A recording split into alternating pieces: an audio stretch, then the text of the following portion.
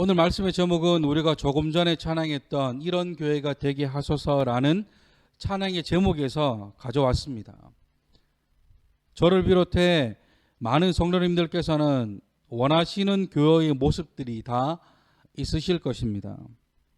어떤 분들은 소그룹이 활성화되어 있는 교회를 원하시는 분도 있고, 또 어떤 분들은 찬양이 은혜로운 교회를 원하시는 분들도 있고, 또한 어떤 분들은 목사님의 말씀이 좋은 교회를 원하실 것입니다. 조금 전에 불렀던 이 찬양의 가사를 다시 한번 살펴보면 진정한 예배가 숨쉬는 교회, 주님이 주인 되시는 교회, 믿음의 기도가 쌓이는 교회, 최고의 찬양을 드리는 교회, 말씀이 살아 움직이는 교회 등등, 이 찬양을 만드신 김인식 목사님이라는 분은 이런 교회가 되기를 원하셨던 것 같습니다. 여담으로 이 곡을 만드신 김인식 목사님은 CCM계의 대표적인 싱어송라이터입니다. 한마디로 작사 작곡도 하시고 찬양도 하시는 그런 사역자이시다라는 거죠. 이번에 대표곡이 하나가 더 있습니다. 우리가 잘 알고 있는 야곱의 축복도 이번의 곡입니다. 이처럼 우리는 각자가 원하는 교회의 모습들이 있습니다. 저도 지금까지 신앙생활을 하면서 수많은 교회들을 다녀봤습니다. 그러다 보니까 교회의 성도님들만 배워도, 또한 교회의 입구만 봐도 대충 이 교회는 이런 교회겠구나라는 감이 올 때가 있습니다. 예상이 된다는 것이죠.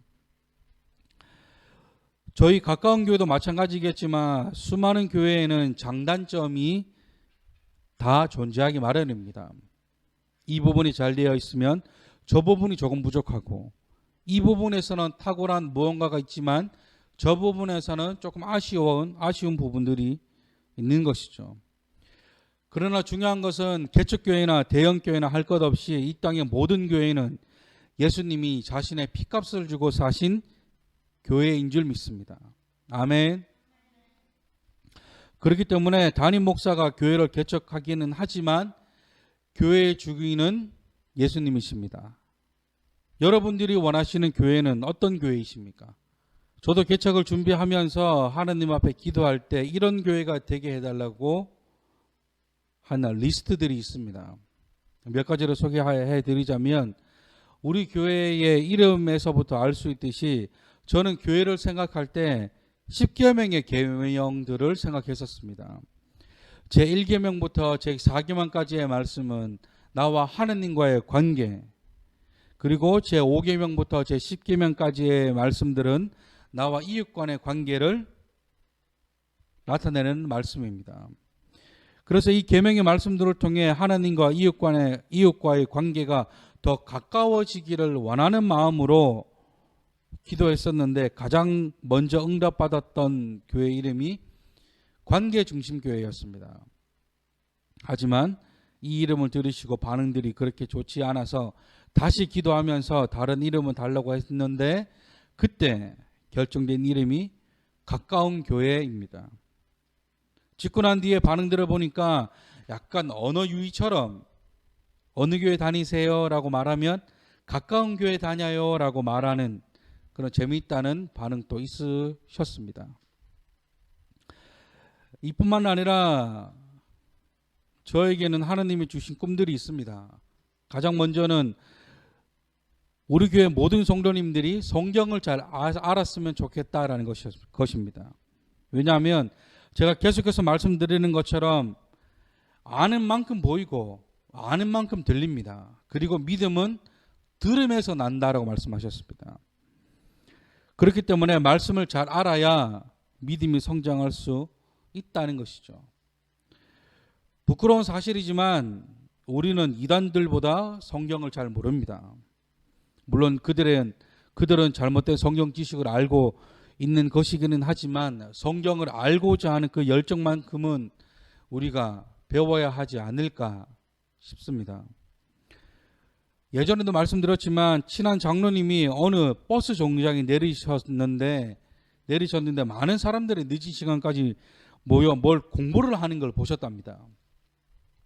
그러면서 뭐 하는 것인가 유심히 이렇게 봤더니 어떤 이단들이 모여서 성경을 공부하는 것을 보신 것입니다.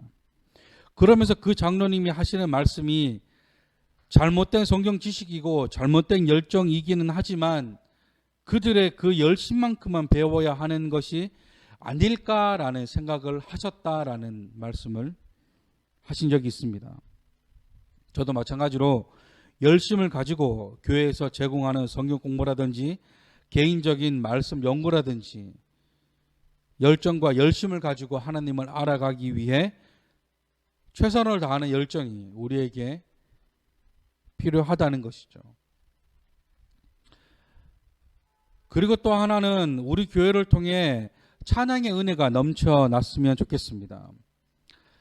예전부터 기도하고 있던 기도 제목 중에 하나가 우리가 잘 알고 있는 어떤 단체라든지 교회를 보면 찬양이 정말 은혜로운 것을 봅니다.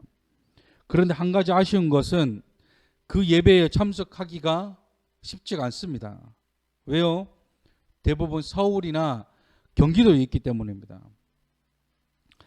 그런 모임이나 예배들 가운데 지방에 있는 경우들은 잘 없더라고요. 그러면서 예전에 사모님이 말씀하신 것 중에 저희 사모님 학창 시절에는 한남대학교에서 매주 목요일마다 진행하던 목요 찬양이라는 예배가 있었다라는 것을 알게 되었습니다.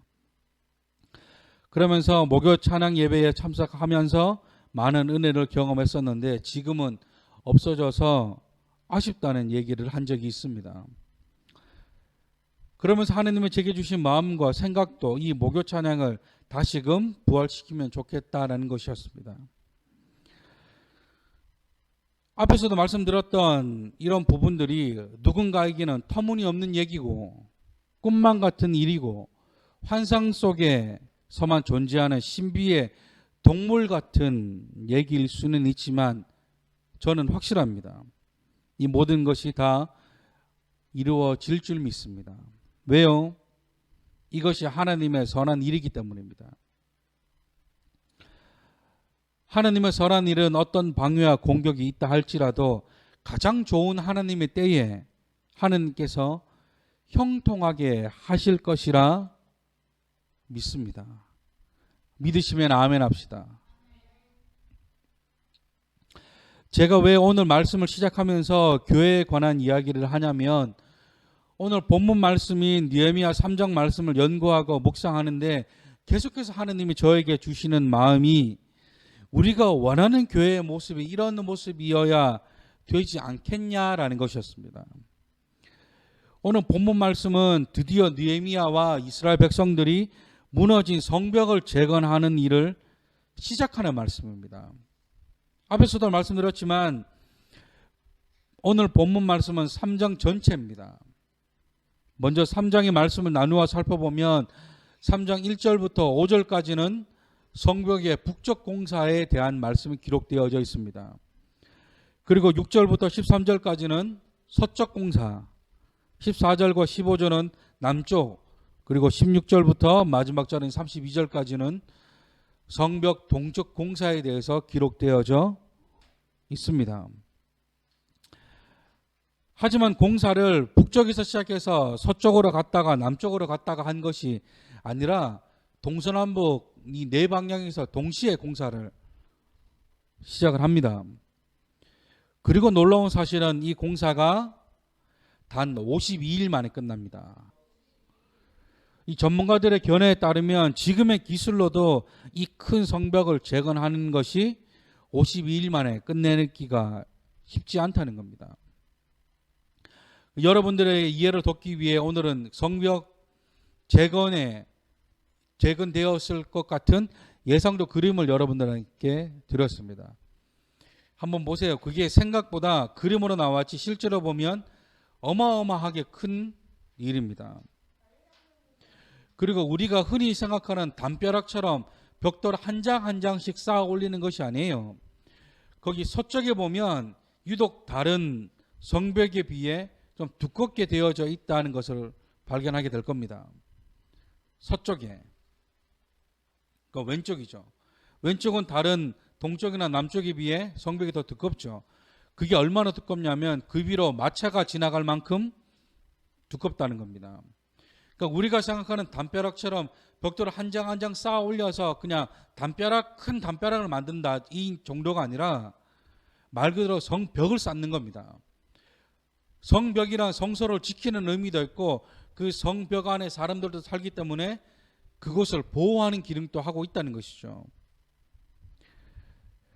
그런데 이 성벽이 재건할 때가 기원전 4세기입니다.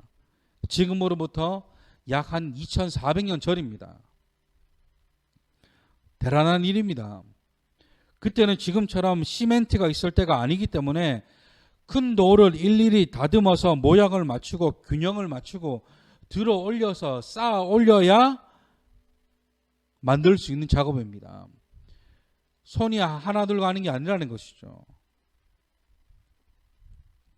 오늘은 본격적으로 시작된 이 성벽 재건 사역을 통해 하나님이 원하시는 교회의 모습은 어떤 모습이며 우리가 닮아가야 될 모습은 어떤 모습인지 우리가 살펴보기를 원합니다. 하나님이 원하시는 교회의 모습 첫 번째는 리더자가 앞장서는 교회입니다. 우리 본문 1절 말씀을 우리 다시 한번 읽어보도록 하겠습니다. 본문 1절 말씀입니다. 시작.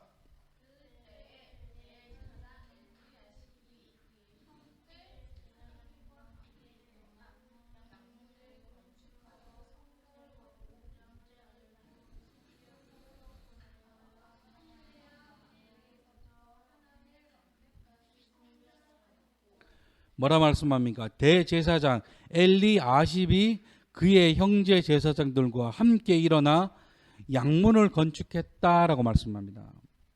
당시 제사장이란 종교 지도자들입니다. 굉장히 높은 신분입니다. 그냥 공사하는 것을 진두지휘하거나 공사를 하지 않아도 누가 뭐라 할 사람이 없을 만큼 높은 지위에 있던 사람들입니다.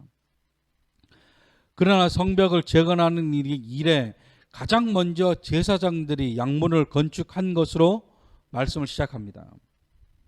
여기서 양문이란 양쪽으로 문이 달린 문을 말하는 게 아니라 우리 그림에도 나와 있지만 쉽 게이트라고 해서 양이 출입하는 문입니다. 여기서 이 양이란 하나님께 제사 드릴 때 쓰이는 제물을 의미합니다. 그 제물을 가지고 들어갈 때 사용되었던 문이 이 양문이라는 것이죠.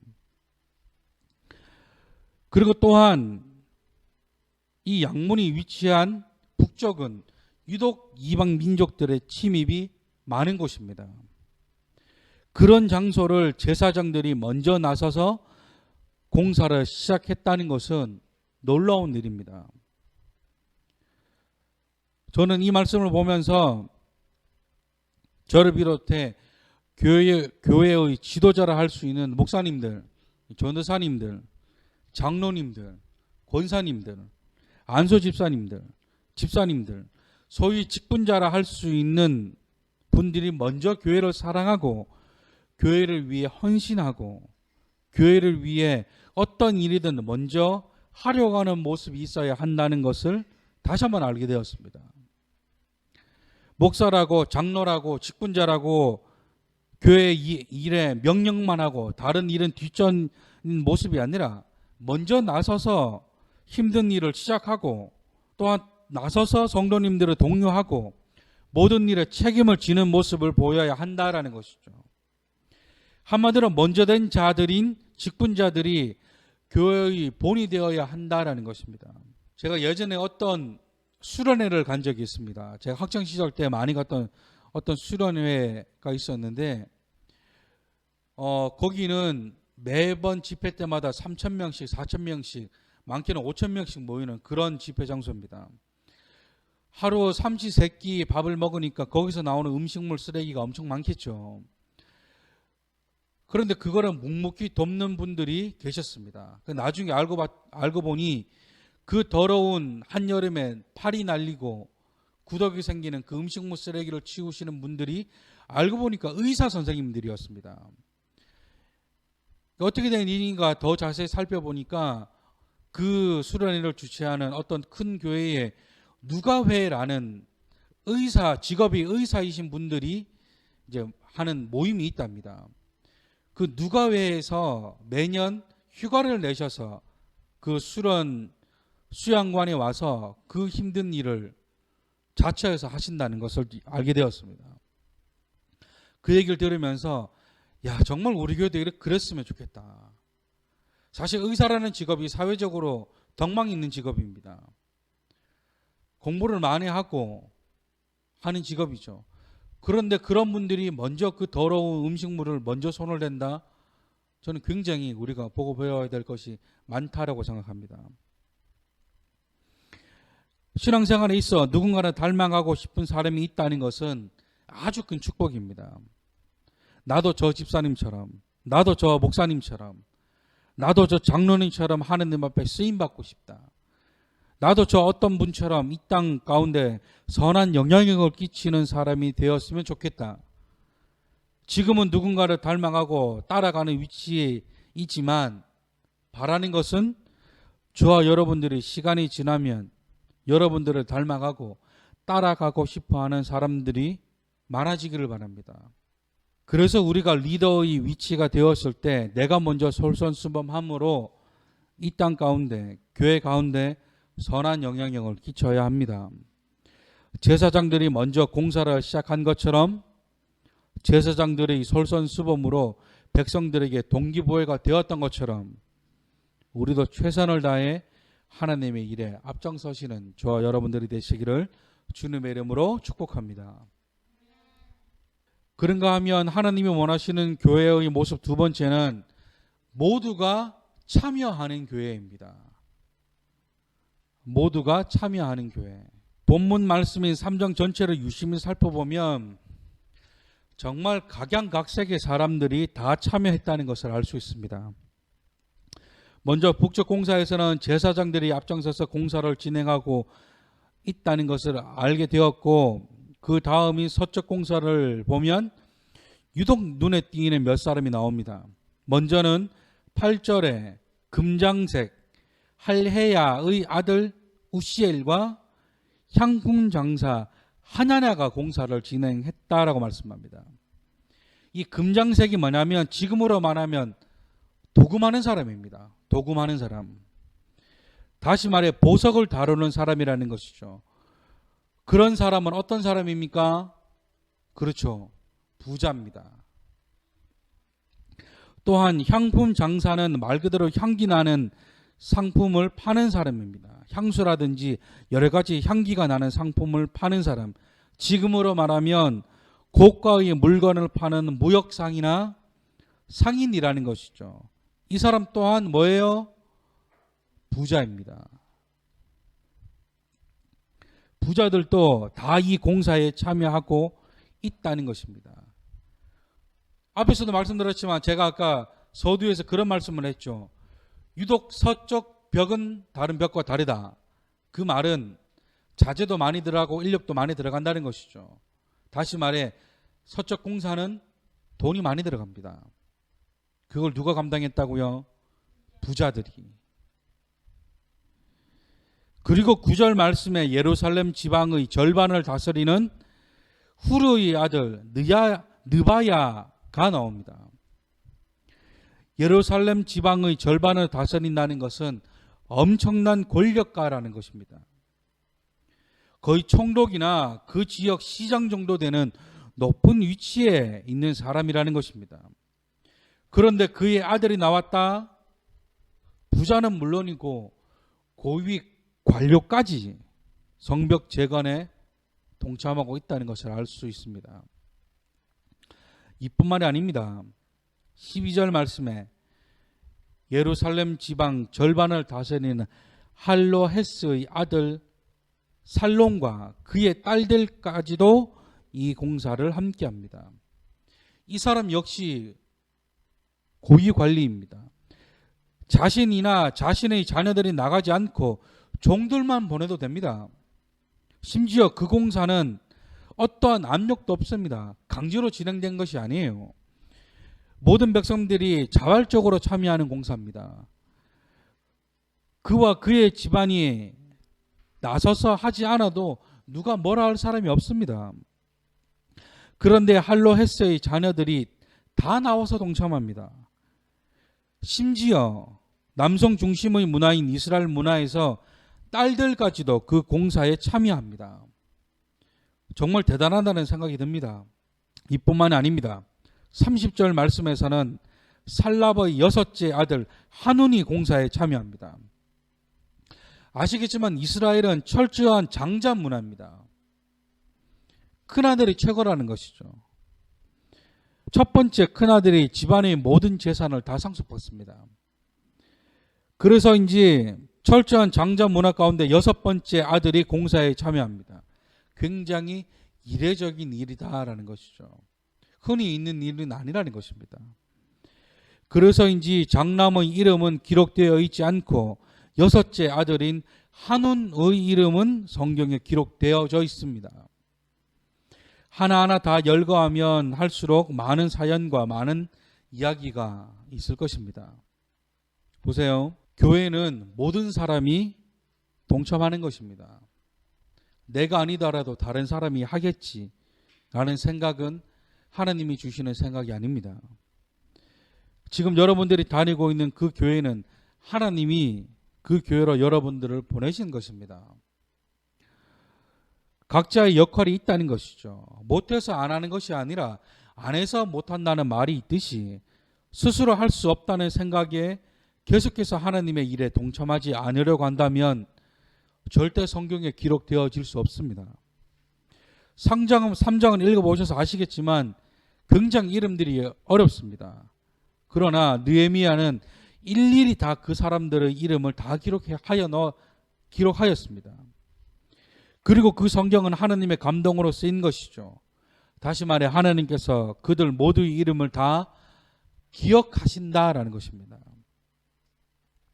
금장색 할헤야, 향품 장사 하나냐, 예루살렘 고위 관료 후르 등등 하나님 나라에 다 이들의 이름이 기록되어져 있습니다.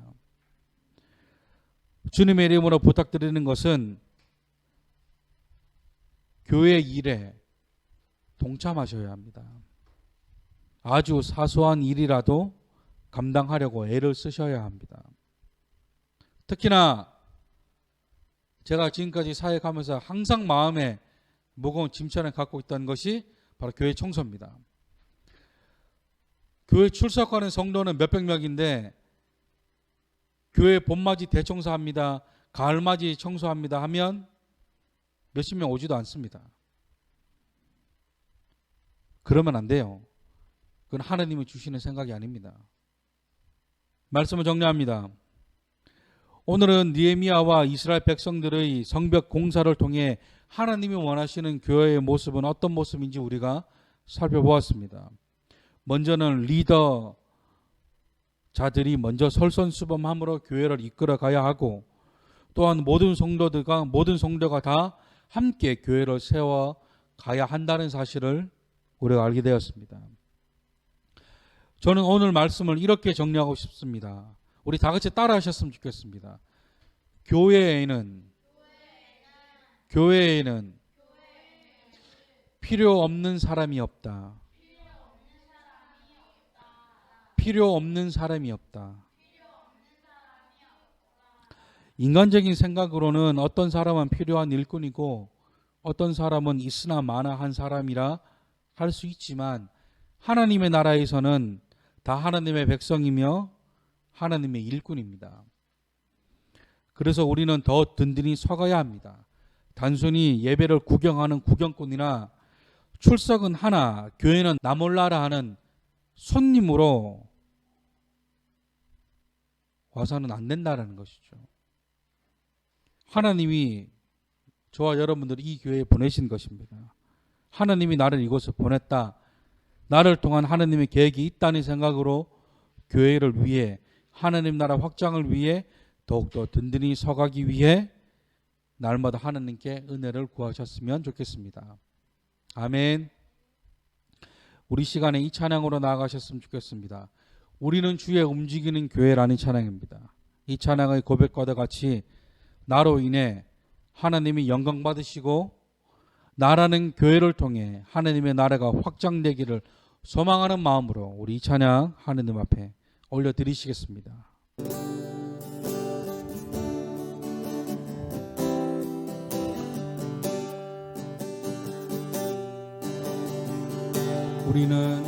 우리는 주의 움직이는 교회, 이곳은 주님을 위한 자리. 내가 기도하는 모든 땅 위에서 하나님 예배받을 그날을 고대하네. 다시 고백합니다. 우리는 주의 움직이는 교회, 이곳을 주님을 위한 자리. 내가 기도하는 모든 땅 위에서 하나님 예배받을 그날을 고대하네. 나의 노래로 주님의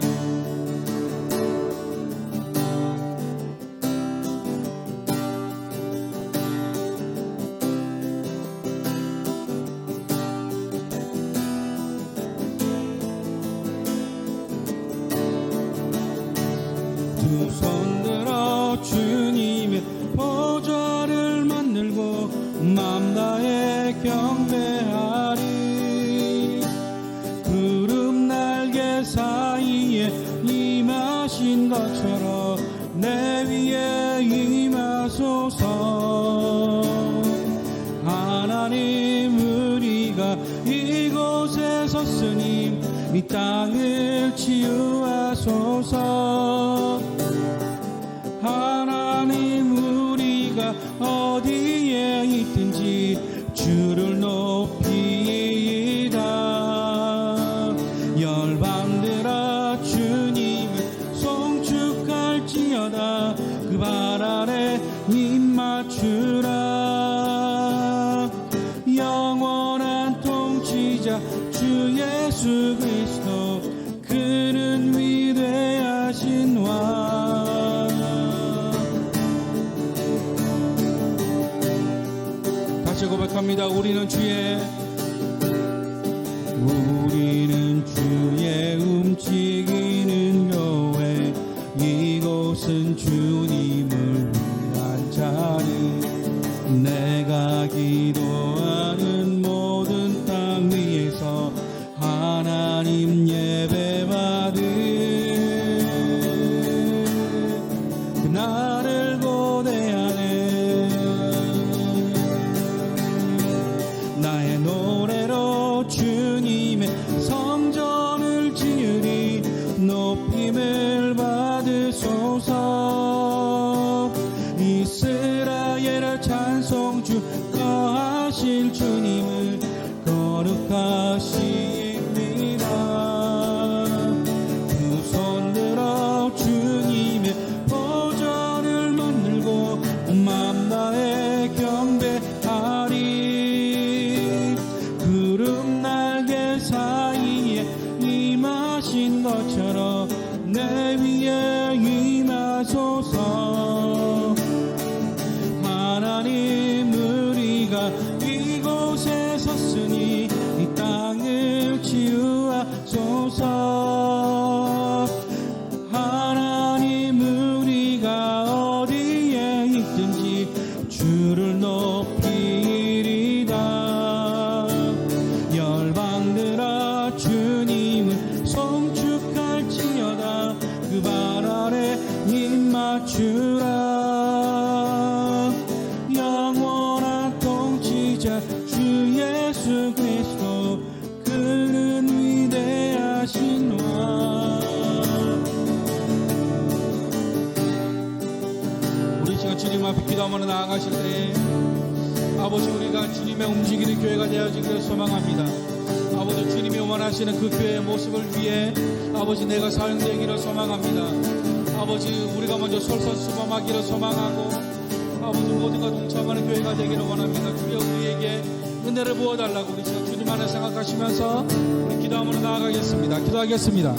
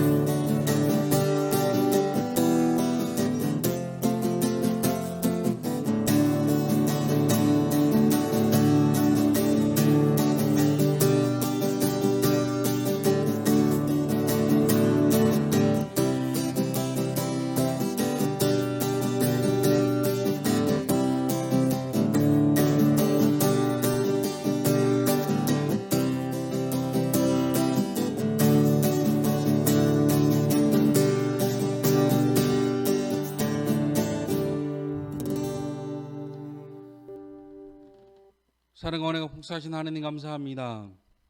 아버지, 우리가 느헤미야와 백성들의 성벽 재건 공사를 통해 하나님이 원하시는 교회의 모습이 어떤 모습인지 아버지 우리가 다시 한번 깨닫게 되었습니다. 아버지, 내가 먼저 솔선수범함으로 아버지 본이 되어지기를 소망합니다.